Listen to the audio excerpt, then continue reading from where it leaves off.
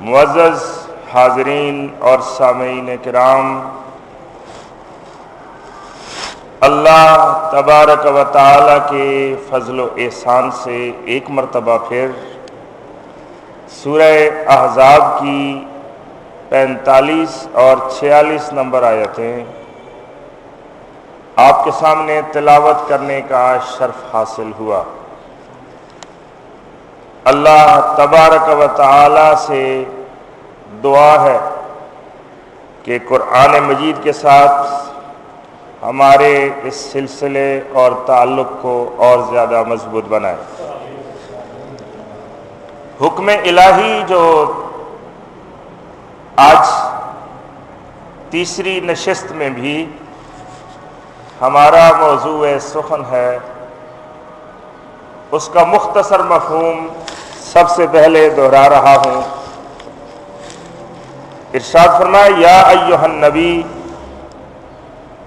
اے نبی محترم صلی اللہ علیہ وسلم،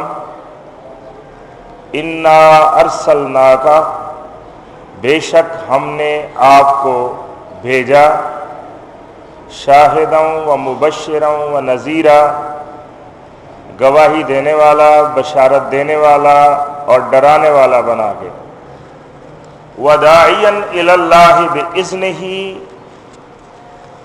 اور اللہ کی طرف اس کے اذن کے ساتھ بلانے والا بنا کے بھیجا، وسراجا منیرا، اور آپ کو نورانی سراج بنا کے بھیجا۔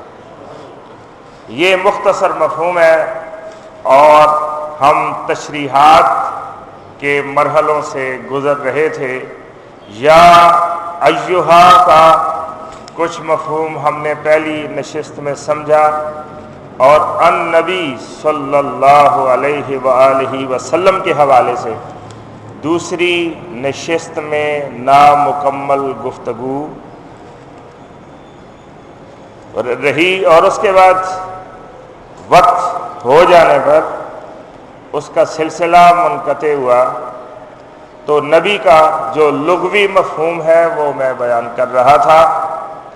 نبی وہ ہوتا ہے جو غیب کی خبریں اللہ تبارک و تعالی کے اذن اور اجازت سے اللہ سے وصول کرتا ہے اور ہم تک پہنچاتا ہے۔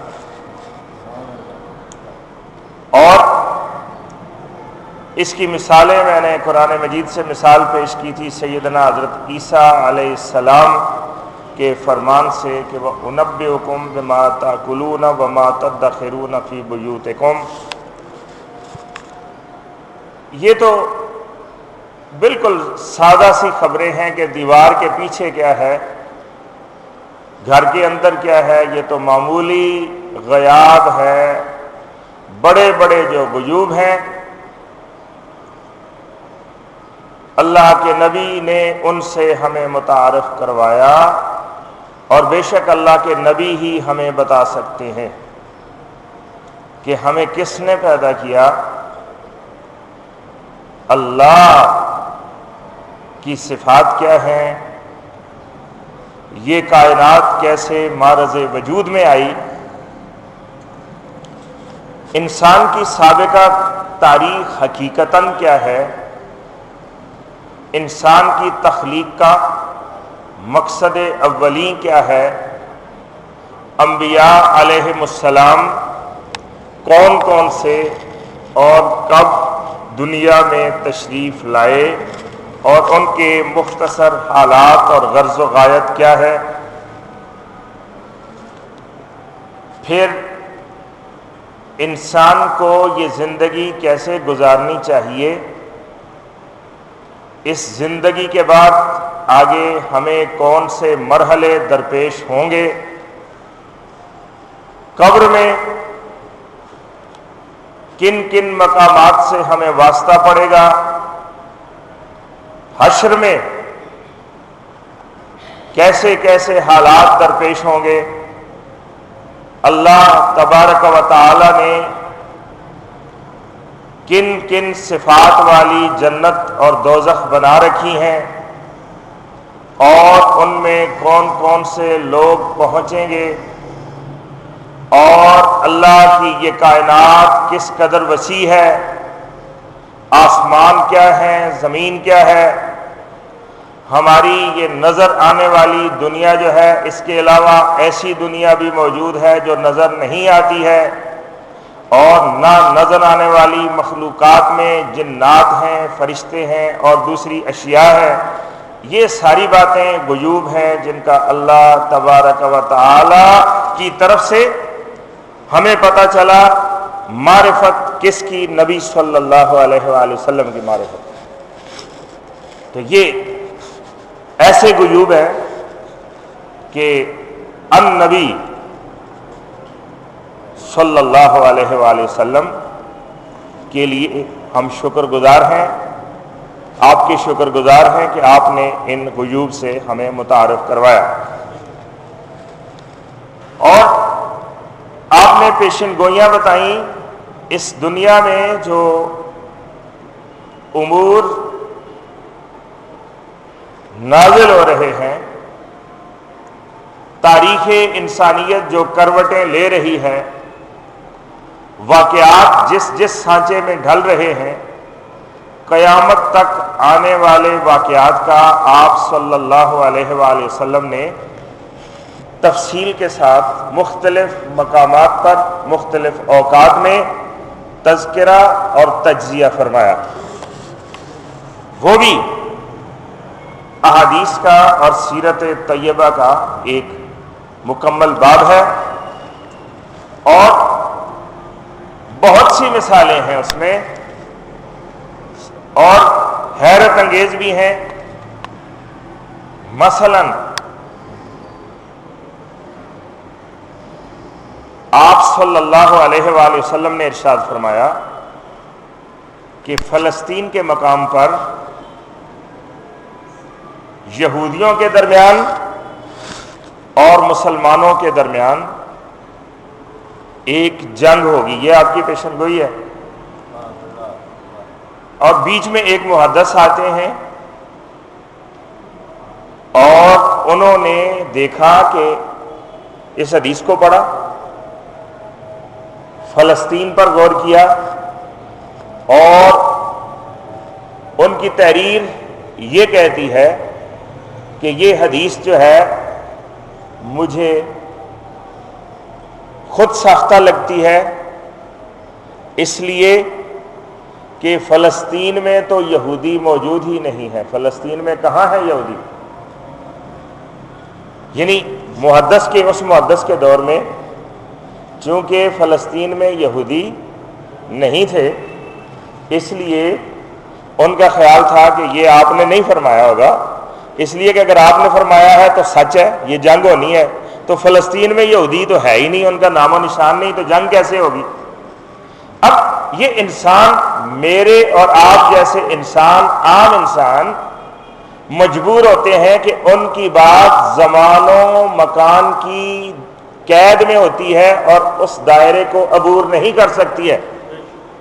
یہ ویژن جو ہے یہ اتنا لمیٹڈ اور محدود ہوتا ہے زمان و مکان، ٹائم اینڈ سپیس کے حوالے سے۔ اس سے آگے بڑے بڑے اساتذہ، بڑے بڑے ماہرین، سائنسدان، فلاسفر، ان کی جب ہم تحریریں پڑھتے ہیں تو ہمیں یہی لمیٹیشن، یہی قید نظر آتی ہے کہ بڑے اعلیٰ ذہن رکھتے تھے لیکن زمان و مکان کی قید کو توڑ کر بات نہیں کر سکتے۔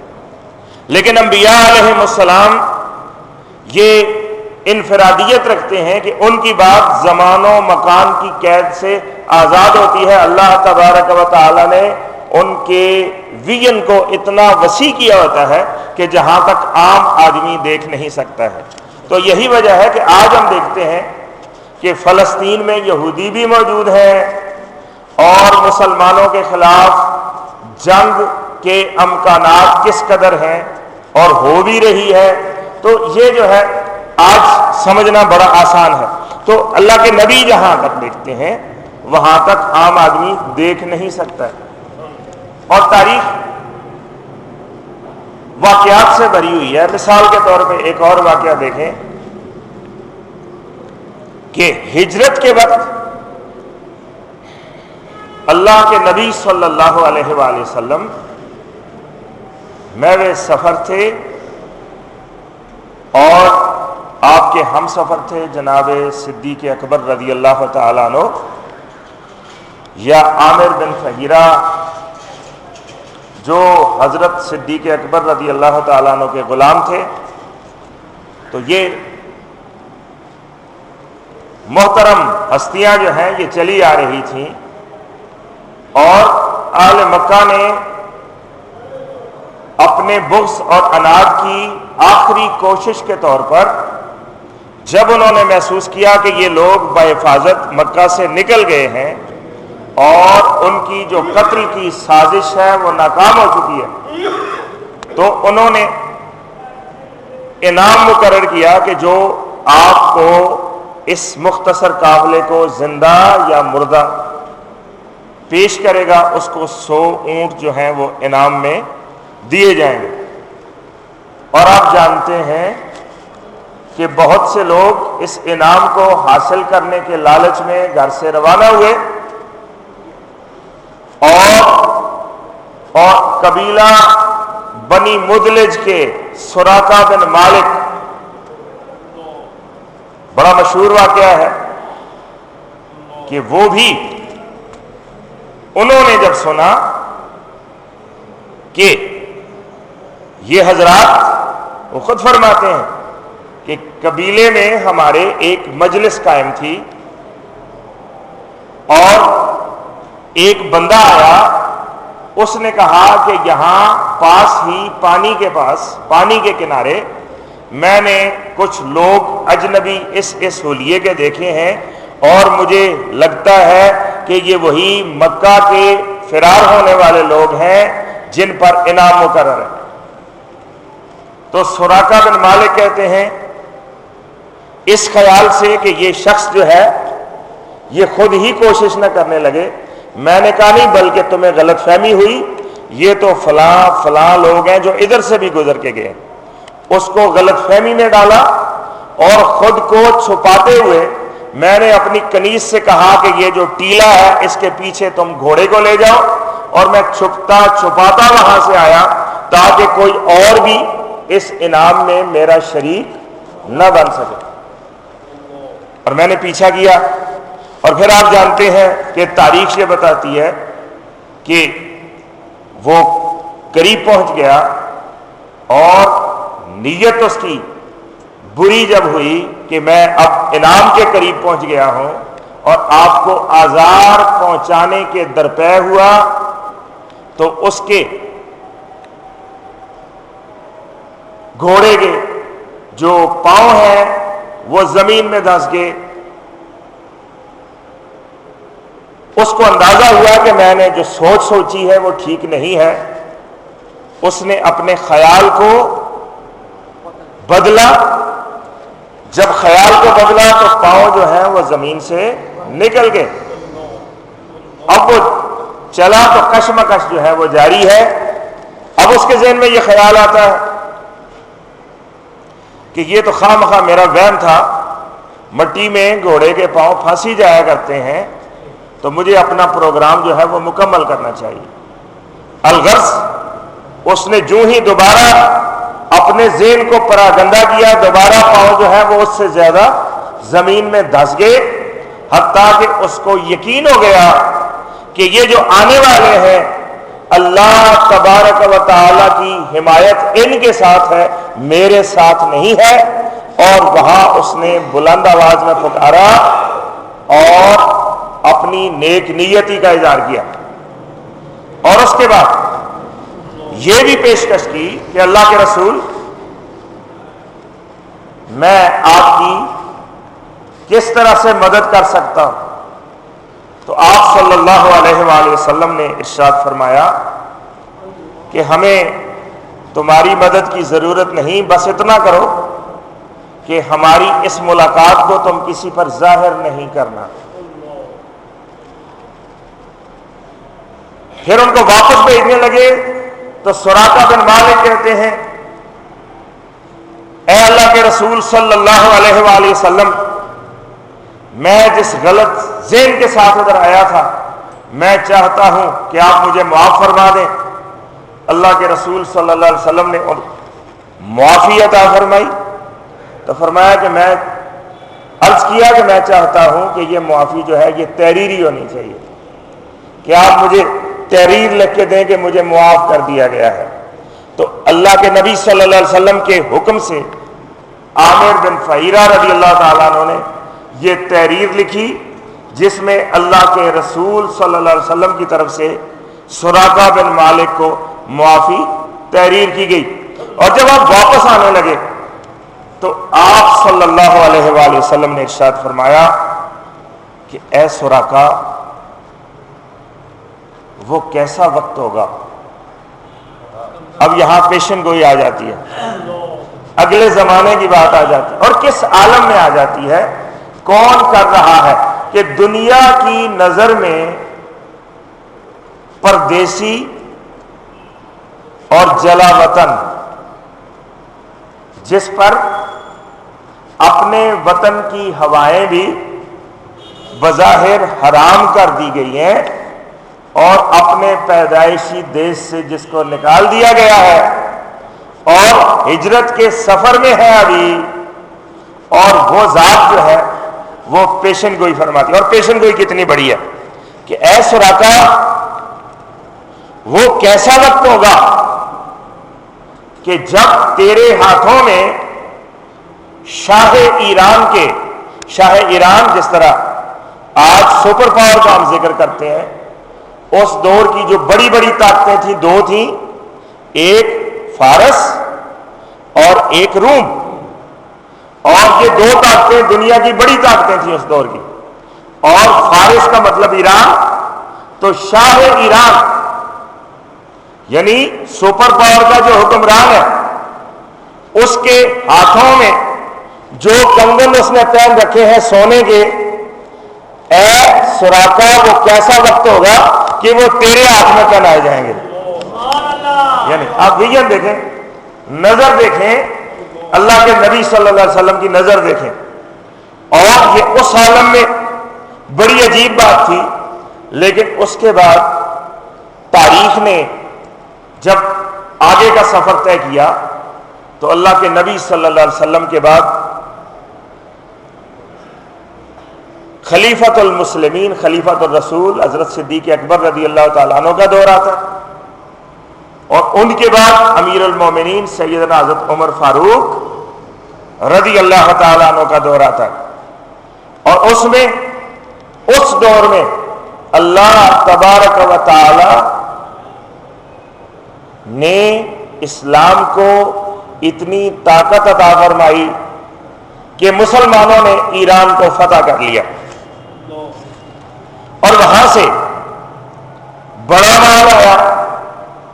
یہ ایک روشن باب ہے اسلام کی تاریخ کا، اگر اس میں تھوڑا سا بھی آگے بڑھ گئے تو پھر اتنا دلکش یہ مارکا ہے کہ پھر یہیں کے رہ جائیں گے، اس لیے جلدی سے آخر پہ پہنچتے ہیں کہ سامان، مفتوح سامان جس کو مال غنیمت کہتے ہیں، وہ وہاں سے آ گیا، اور صحابہ کرام ہیں جو لسٹ پیش کر رہے ہیں، بیت المال کے جو خازن ہیں، انچارج ہیں، امیر المومنین سیدنا حضرت عمر رضی اللہ تعالیٰ عنہ کے پاس کہ اے امیر المومنین یہ مال ہے جو ایران سے مال غنیمت کے طور پر آیا، اور اس میں بے شمار اشیاء ہیں، تلواریں کیا تو ڈالیں کیا، اور جناب سونا کتنے کلو ہے، اور چاندی کتنے کلو ہے، گھوڑے کتنے ہیں، اونٹ کتنے ہیں، وغیرہ وغیرہ، بہت لمبی لسٹ ہے۔ آپ نے اس پر ایک نظر ڈالی، اور سیدنا حضرت عمر رضی اللہ تعالیٰ عنہ فرماتے ہیں کہ یہ لسٹ تو نامکمل ہے۔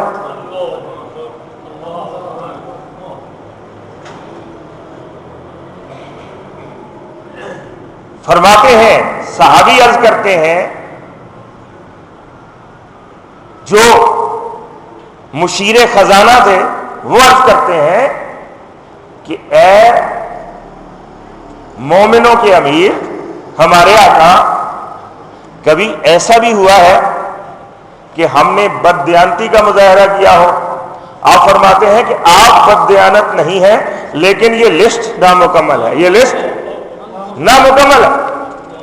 اب وہ واپس جاتے ہیں، واپس جا کے دوبارہ غور کرتے ہیں اور ان کو کچھ کمی بیشی جو ہے وہ پتہ چلتی ہے، مزید تفصیل سے لسٹ بناتے ہیں اور لے کے آتے ہیں، اور جب لے کے آتے ہیں آپ دوبارہ اس پر نظر دوڑاتے ہیں تو آپ فرماتے ہیں کہ جی ہاں اب جو لسٹ ہے وہ مکمل ہے، لسٹ مکمل ہے۔ اب پوچھنے پر دوست مجبور ہو جاتے ہیں کہ اے امیر المومنین، بات تو ٹھیک ہے کہ ہم کچھ چیزوں کا تذکرہ اس میں لکھنا بھول گئے تھے، لیکن سوال جو ہمارے ذہن میں پیدا ہوا ہے کہ آپ کو کیسے پتا چلا کہ یہ لسٹ جو ہے یہ نامکمل ہے؟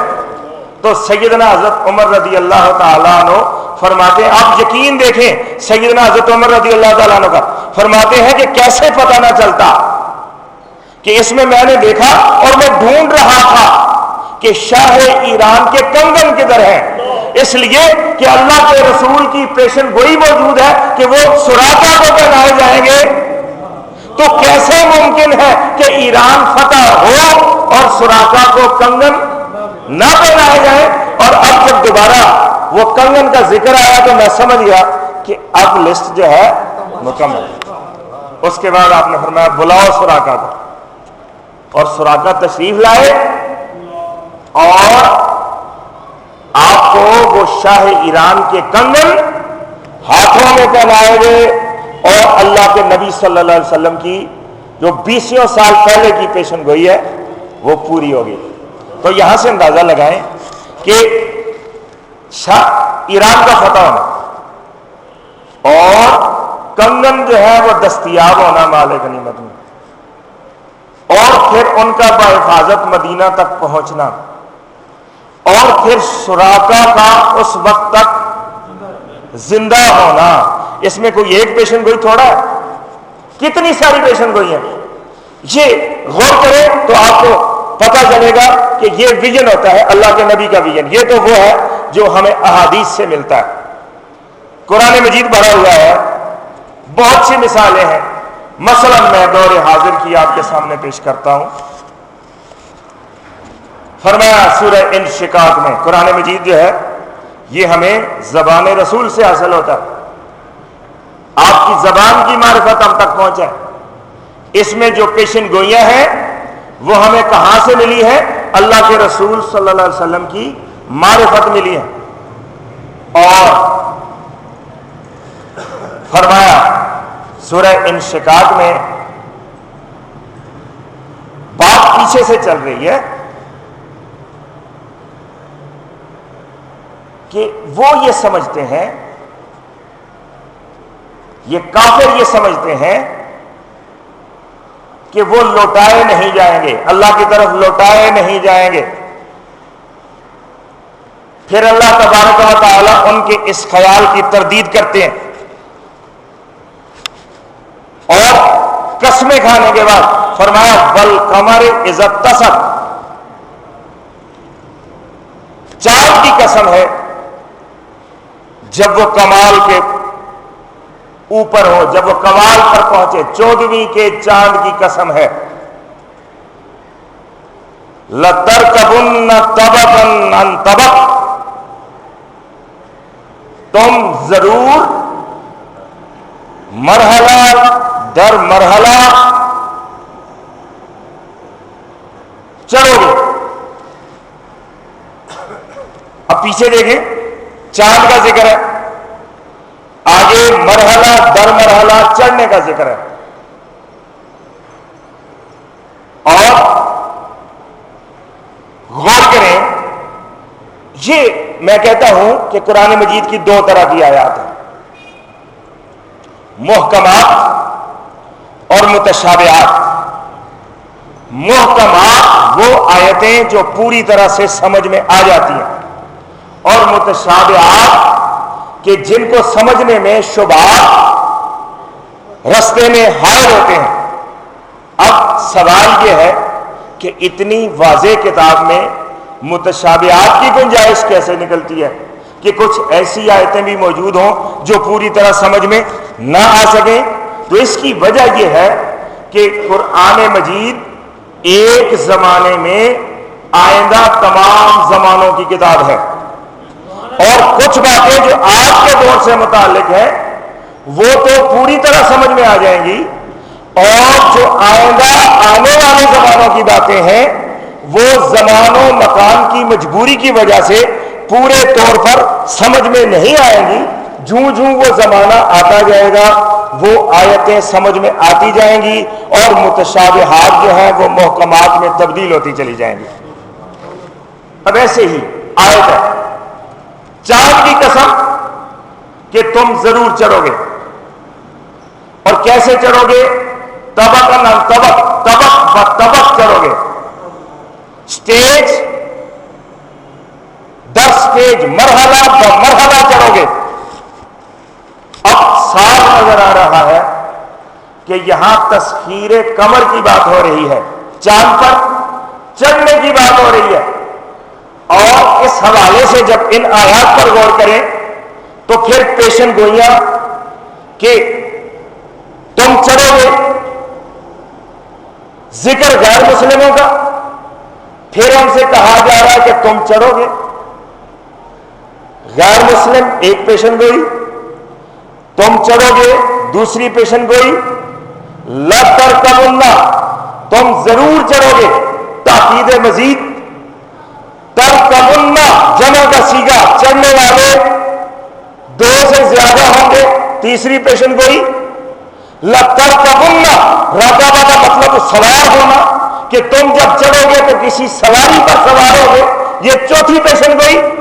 طبقاً عن طبق، مرحلہ پر مرحلہ، سٹیجز. اب آپ دیکھیں آج سائنس ہمیں بتاتی ہے کہ وہاں ایک ہی سٹیج میں کوئی پہنچ ہی نہیں سکتا، اس لیے کہ راستے الگ الگ ہیں.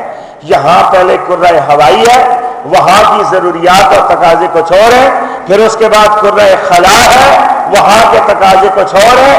یہاں دائرہ کشش زمین کی ہے، آگے چاند کا دائرہ کشش ہے، دونوں کے جو مطالبے ہیں وہ الگ الگ ہیں.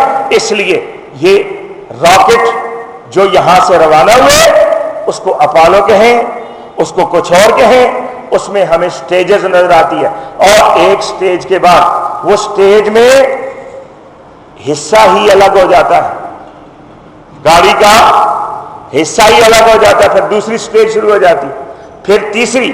تو فرمایا لَتَرْكَبُنَّ طَبَقًا عَنْ طَبَقٍ، اور اس کے بعد اللہ تبارک و تعالی فوراً مومنوں سے مخاطب ہوا. فَمَا لَهُمْ لَا يُؤْمِنُونَ، ان کو کیا ہوا ہے کہ پھر بھی ایمان نہیں لاتے؟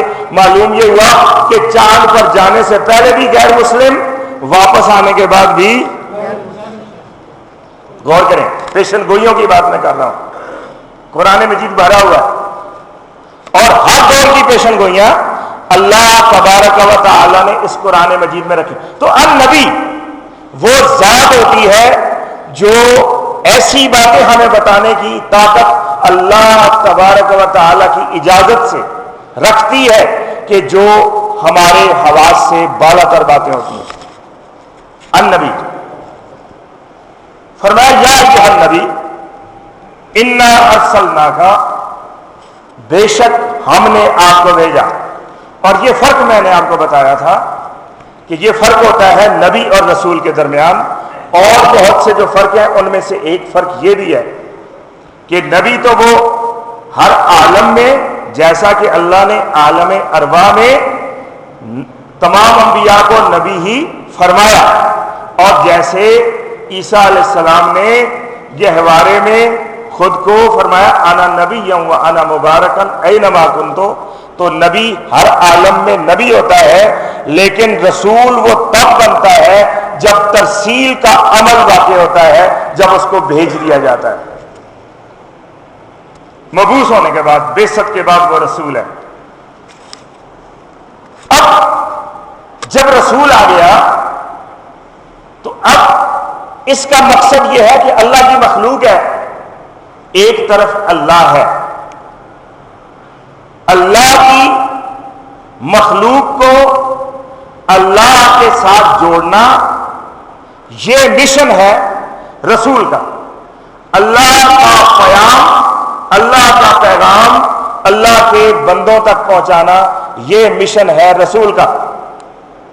اور اللہ تبارک و تعالی ایسی ذات ہے کہ نحن اقرب الیہ من حبل الورید، ارشاد فرمایا ہم انسان کی شاہ رگ سے بھی زیادہ قریب ہیں، لیکن یہ پیغام خاص، یہ پیام ہدایت جب پہنچانا چاہا تو اللہ تبارک و تعالی نے شاہ رگ سے بھی جو قریب ہے، ہمارے شعور و لاشعور میں خود ہی ودیت نہیں کر دیا، بلکہ اس کے لیے مرکز قرار دے دیا الرسول کو۔ کس کو؟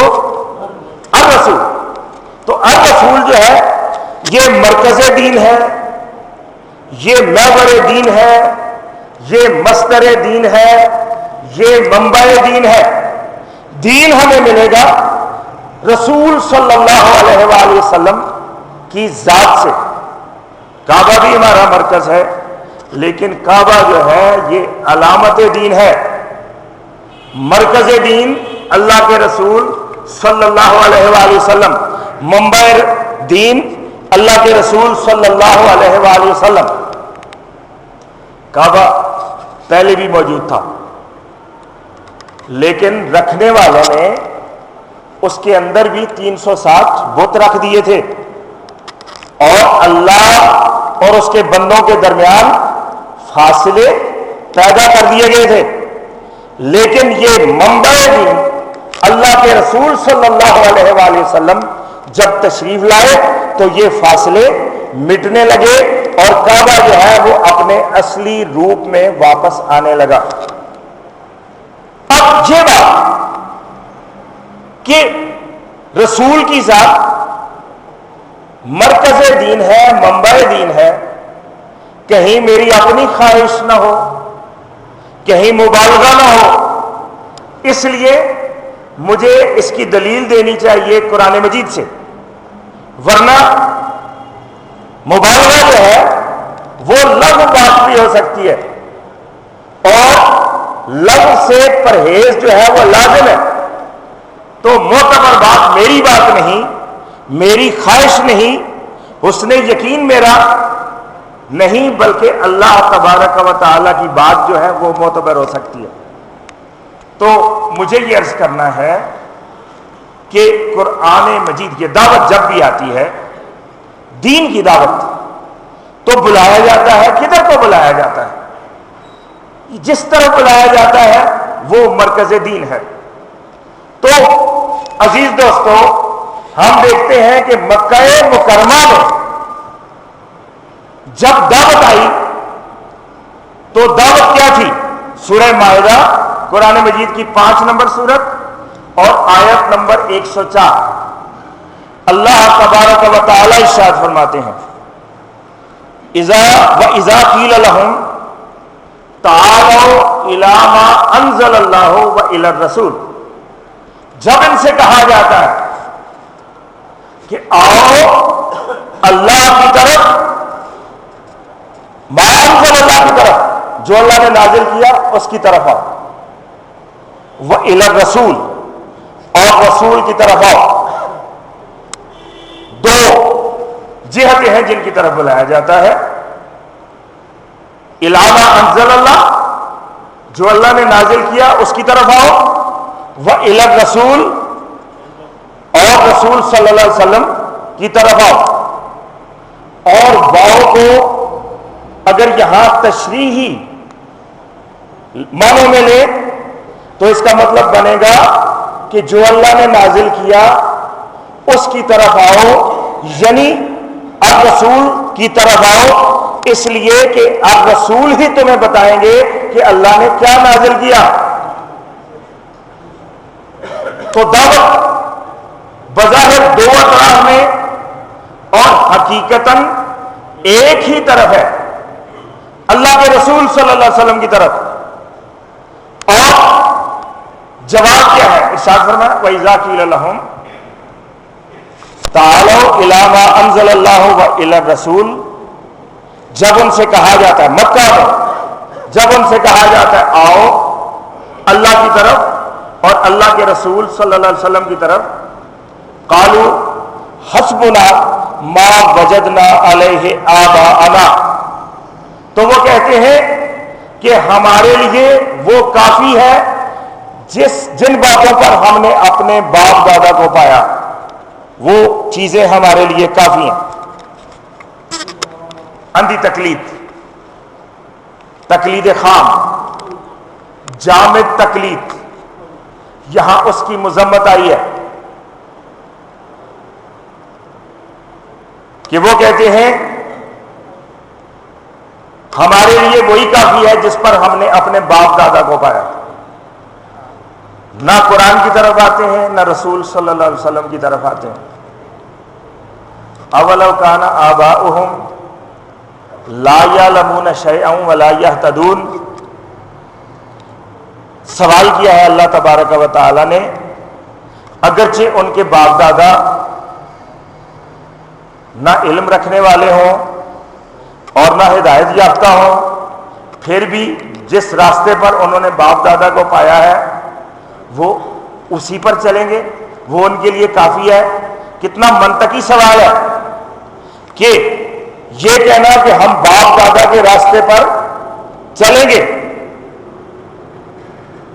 یہ اگر ایسا آدمی کہتا ہے کہ جس کے باپ دادا راہ ہدایت پر ہیں تو اس کی بات تو ٹھیک ہو سکتی ہے، لیکن جس کے باپ دادا ہی بگڑے ہوئے تھے وہ اگر یہ کہتا ہے کہ ہمارے لیے وہی کافی ہے جس پر ہمارے باپ دادا تھے، تو اس کی مثال وہ پنجابی میں کہتے ہیں کہ انے نو تکا دیتا تے دوویں کھوئے چ۔ یہ تو نقصان دہ عمل ہے، یہ تقلید، کوڑی تقلید، اندھی تقلید، جامد تقلید، یہ تو نقصان دہ ہے۔ اس لیے پہلے یہ فیصلہ ہونا چاہیے کہ باپ دادا راہ راست پر تھے بھی یا نہیں تھے، اور یہ فیصلہ کون کرے گا؟ اس لیے کہ جس سے بھی پوچھو گے وہ تو یہی کہے گا کہ میرے باپ دادا سے بڑھ کے کون راہ راست پر ہو سکتا ہے۔ تو اللہ تبارک و تعالی نے ایک میزان نازل فرمایا، فرقان، فرق کرنے والا، سچ اور جھوٹ کے درمیان، حق اور باطل کے درمیان، قرآن مجید۔ اس کے ساتھ ٹیلی کر کے دیکھیں گے، جس کی زندگی قرآن مجید کے مطابق ہے، جن کے باپ دادا کی زندگی وہ راستی پر ہے، اور جن کی زندگیاں قرآن مجید کے مطابق نہیں ہیں وہ راہ راست پر نہیں ہے۔ قرآن مجید سے ہم ٹیلی کر کے دیکھیں گے اور یہیں سے پتہ چلے گا۔ اور قرآن مجید سے بھی جب ٹیلی کرتے ہیں تو قرآن مجید کا مطلب ہے پورا قرآن مجید، اس لیے کہ ہمارے ہاں یہ بھی ایک تقسیم پائی جاتی ہے کہ ہم نے قرآن مجید کے اجزاء کر لیے ہیں، کہ یہ جو جزو ہے قرآن مجید کا، یہ والی آیتیں یہ اس فرقے کی یا اس مسلک کی، اور یہ والی آیتیں یہ ہمارے مسلک کی ہیں۔ اور یہ مسلک کہتا ہے کہ ان دوسری آیتوں سے ہمارا کیا تعلق، وہ تو اس مسلک کی ہیں، اور وہ والے کہتے ہیں کہ یہ آیتیں جو ہیں یہ اس مسلک کی ہیں، ہمیں ان سے کیا تعلق۔ قرآن مجید ارشاد فرماتا ہے افتؤمنون ببعض الکتاب وتکفرون ببعض، کیا تم کتاب کے کچھ حصے پر ایمان لاتے ہو اور کچھ کا انکار کرتے ہو؟ فما جزاء من یفعل ذلک، بتاؤ کہ کیا بدلہ ہے ایسے لوگوں کا جو اس طرح کا رویہ اپنائے کہ آدھے قرآن کو مانے اور آدھی کتاب کو نہ مانے۔ الا خزي في الحیات الدنیا ویوم القیامت یردون الی اشد العذاب، ان کا صلہ یہ ہے، ان کا انجام یہ ہے کہ دنیا میں ذلیل ہوں گے اور آخرت میں عذاب شدید کی طرف لے جائے جائیں گے۔ آدھی کتاب کو ماننا اور آدھی کتاب کو نہ ماننا، اس لیے یہ یاد رکھنا چاہیے کہ جو اس فرقے کے پاس آیتیں ہیں اگر وہ قرآن مجید کی ہے تو وہ بھی ہماری ہے، اور اگر اس فرقے کے پاس کچھ آیتیں ہیں اگر وہ قرآن مجید میں موجود ہیں تو وہ بھی ہمارے ہیں، ہماری ہیں، اور ہم مومن اور مسلمان تب بنیں گے جب ان آیتوں کو بھی مانیں گے اور ان آیتوں کو بھی مانیں گے۔ یہ کامل اسلام، اس کو قرآن مجید کہتا ہے ادخلوا فی السلم کافہ، کہ اسلام میں پورے پورے داخل ہو جاؤ۔ اس لیے جب باپ دادا کی بات آتی ہے تو پورے قرآن مجید کے مطابق اگر وہ ٹھیک ہیں تو الحمدللہ، انہی کا راستہ تو رسول کا راستہ ہے، انہی کا راستہ اللہ کا راستہ ہے، انہی کا راستہ صراط مستقیم ہے۔ لیکن اگر قرآن مجید یہ کہتا ہے کہ اگر ان کے پاس علم ہی نہیں تھا، وہ ہدایت پر ہی نہیں تھے، تو پھر یہ کہنا کہ میرے باپ دادا کا راستہ میرے لیے کافی ہے، یہ خود ہی بتاؤ کہ کیا یہ اچھی منطق ہے، اچھی دلیل ہے؟ قرآن مجید یہ پوچھتا ہے۔ تو عرض کرنے کا مقصد یہ ہے کہ مکہ میں دعوت دی گئی تو کس کی طرف؟ مرکز دین کی طرف، اور مرکز دین کس کو قرار دیا گیا؟ قرآن مجید اور الرسول، قرآن مجید اور الرسول۔ البتہ مکہ والوں نے دو ٹوک کہہ دیا کہ ہمیں نہ کتاب اللہ کی ضرورت ہے معاذ اللہ، نہ رسول کی ضرورت ہے، ہمارے لیے باپ دادا کی جو ویلیوز ہیں، اقدار ہیں، رسم و رواج ہیں، وہ کافی ہیں۔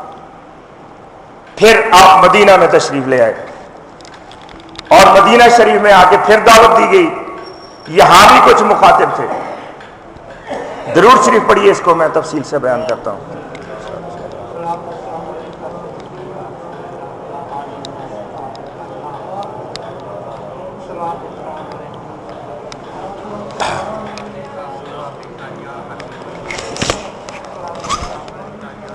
مدینہ شریف میں آئے، یہاں پھر دعوت آئی، بلایا گیا، اور پھر کچھ جواب آئے، کچھ رویے ظاہر ہوئے۔ قرآن مجید نے اس کو بیان کیا۔ سورہ النساء قرآن مجید کی 4 سورت اور آیت نمبر 61 میں میرے اللہ نے بیان فرمایا، مطالبہ پھر وہی تھا، دعوت پھر وہی تھی۔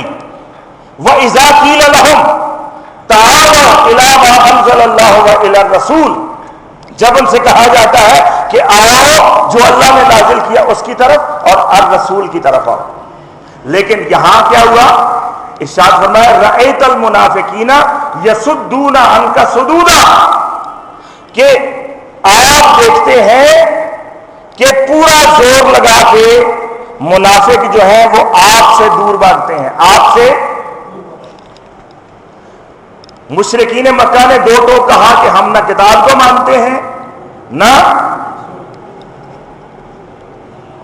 یہاں مدینہ میں جب تشریف لائے تو یہاں یہ نہیں فرمایا وہ کہتے ہیں، مکہ والے کہتے تھے، یہاں کہتے تو بہت کچھ تھے لیکن ان کا کرتوت جو ہے وہ اصل کہنا تھا، ان کے جو اصل قول تھے وہ ان کے اعمال سے ظاہر تھے۔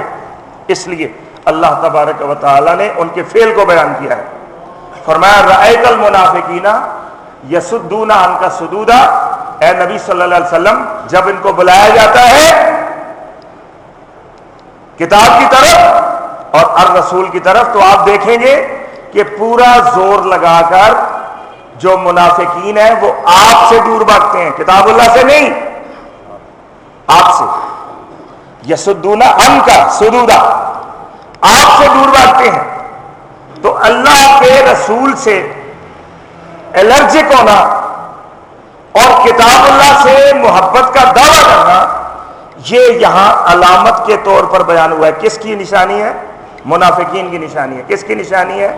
منافقین کی۔ اس لیے کہ مرکز دین مکمل ہوگا جب ہم رجوع کریں گے کتاب اللہ کی طرف اور رسول اللہ صلی اللہ علیہ وآلہ وسلم کی طرف۔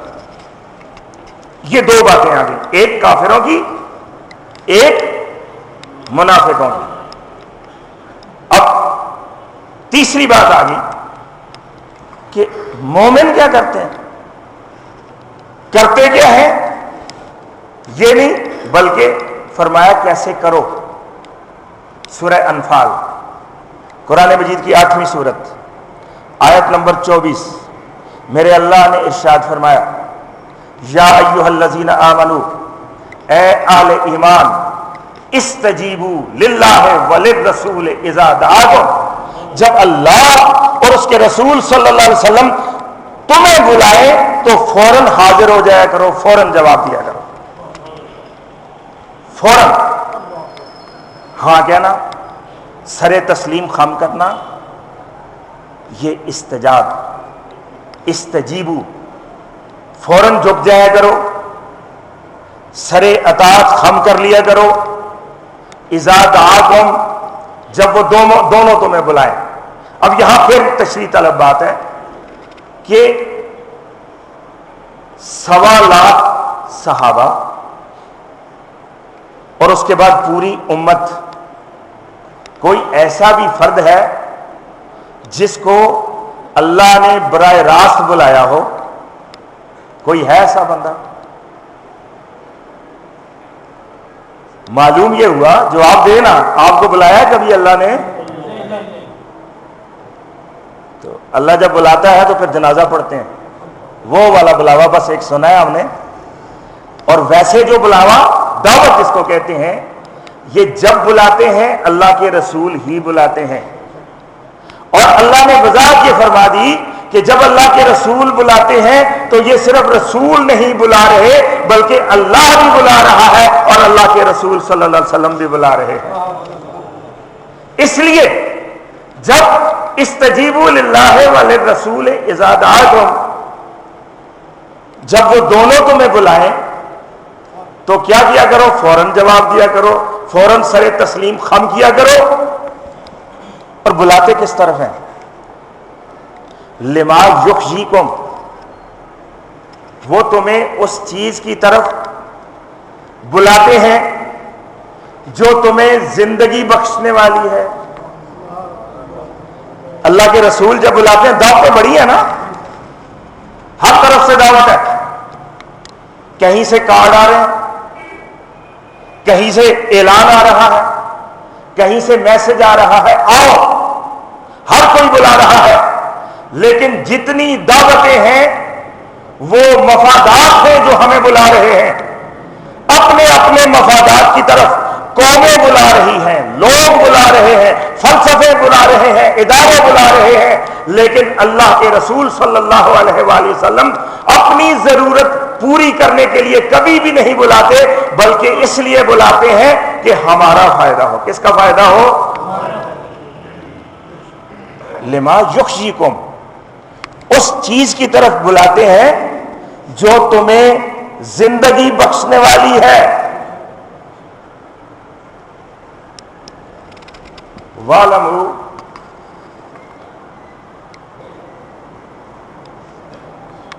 اور جان لو، ان اللہ یحول بین المرء وقلبہ، اس کے فوراً بعد یہ دعوت کی بات ہوئی تو اللہ نے فرمایا کہ جان لو کہ اللہ حائل ہو جاتا ہے قلب کے اور بندے کے درمیان۔ بڑی گہری آیت ہے۔ مرکز خواہشات دل، جہاں خواہشیں پیدا ہوتی، پھلتی پھولتی، پروان چڑھتی ہیں۔ کون سی خواہشیں؟ اچھی خواہشیں بھی اور بری خواہشیں بھی دل کے اندر پیدا ہوتی ہیں اور پروان چڑھتی ہیں۔ ایسی خواہشیں بھی جو ہمارا مستقبل سنوار دیں، اور ایسی خواہشیں بھی جو ہمارا حال، ماضی، مستقبل سب کچھ تباہ کر دیں، یہ ہمارے دل میں پیدا ہوتی ہیں۔ فرمایا اللہ حائل ہو جاتا ہے بندے کے اور اس کے قلب کے درمیان۔ اب خواہش ہے، ایک طرف بندہ ہے، دل ہے، ایک طرف بندہ ہے، ایک طرف اس کا دل ہے، درمیان میں اللہ تبارک و تعالی فرماتے ہیں کہ ہم آ جاتے ہیں۔ سلیکٹیو پرمیبل ممبرین جس طرح کرتی ہے کہ یہ ہم پھر فیصلہ کرتے ہیں کہ کون سی خواہشات کو گزرنے دینا ہے اور کون سی خواہشات کو گزرنے نہیں دینا ہے، بندے تک نہیں پہنچنے دینا ہے۔ اس کو دوسرے مقام پہ ارشاد فرمایا وما تشاؤون الا ان یشاء اللہ، تم چاہ بھی نہیں سکتے مگر وہی چاہتے ہو جو اللہ چاہتا ہے۔ اب سمجھے کہ خواہش کے اور بندے کے درمیان اللہ حائل ہو جاتا ہے۔ اب خواہشیں دو طرح کی ہیں، اب کن کو گزارنا ہے کن کو نہیں گزارنا یہ فیصلہ درمیان میں اللہ ہے وہ کرے گا۔ اگر اللہ کے رسول بلاتے ہیں، بندہ کہتا ہے آمنا صدقنا، اطاعت قبول کر لیتا ہے، فوراً سر تسلیم خم کرتا ہے، تو اللہ تبارک و تعالی ایسی خواہشات کا دروازہ کھول دیتے ہیں جو انسان کو زندہ کرنے والی خواہشیں ہیں، جو انسان کو حیات بخش خواہشیں ہوتی ہیں، جو اس کو گروتھ نشو و نما دینے والی خواہشیں ہوتی ہیں۔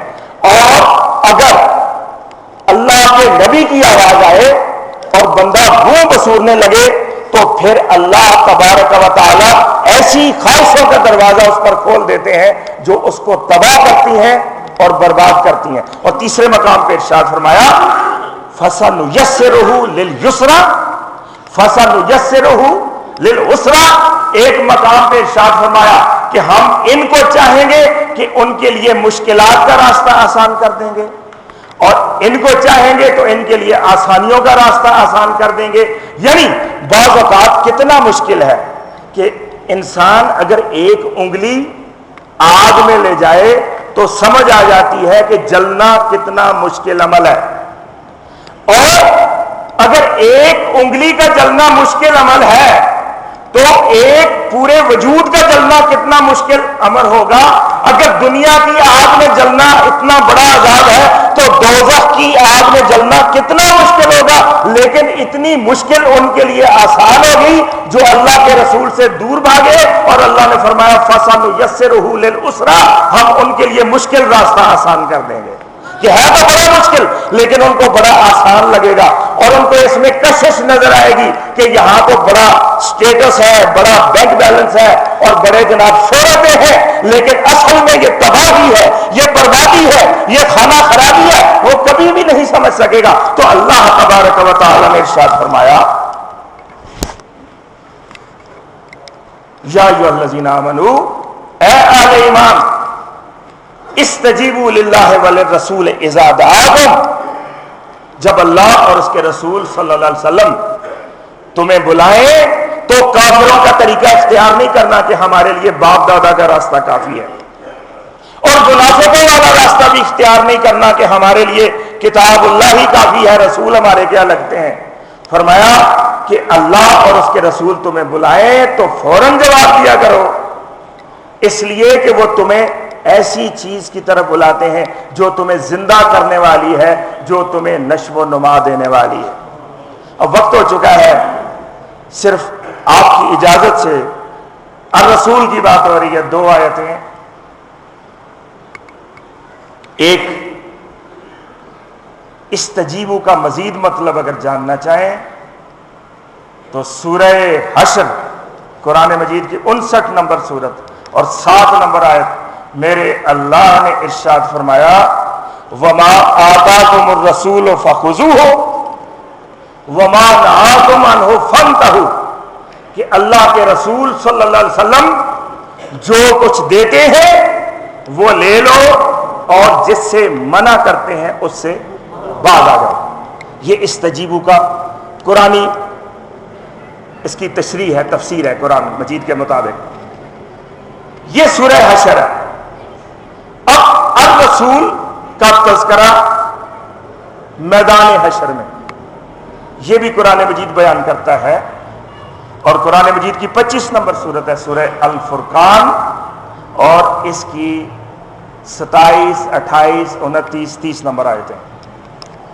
ارشاد فرمایا، قیامت کا نقشہ اللہ نے بیان فرمایا، یوم یعض الظالم علی یدیہ، اس دن ظالم شخص، ظالم قوم، گناہگار قوم، اللہ کے رستے کے علاوہ، اللہ کے رسول کے اسوہ کے علاوہ اور رستے ڈھونڈنے والا، یوم یعض الظالم علی یدیہ، اس دن ظالم اپنے دونوں ہاتھوں کو کاٹے گا۔ یقول یا لیتنی اتخذت مع الرسول سبیلا، اور یہ کہے گا کہ کاش میں نے رسول صلی اللہ علیہ وآلہ وسلم کا راستہ اختیار کیا ہوتا.